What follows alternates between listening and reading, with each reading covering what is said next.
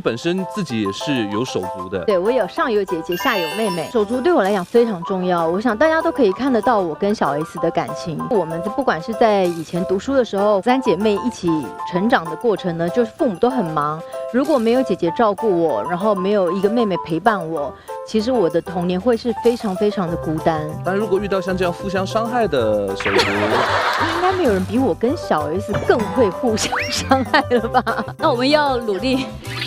但是你们是没有兄弟的，对不对？想有一个哥哥或弟弟吗？初中时期的那个少女年纪的时候，很想要有一个哥哥，因为看了那个少女漫画，就觉得哇，有一个很帅的哥哥，然后他如果是全校的那个校草的话，那就会很酷，要帅，然后对我们就充满了保护欲，多才多艺，还要是校草，会感觉自己好像很嚣张。那可以认个干弟弟吗？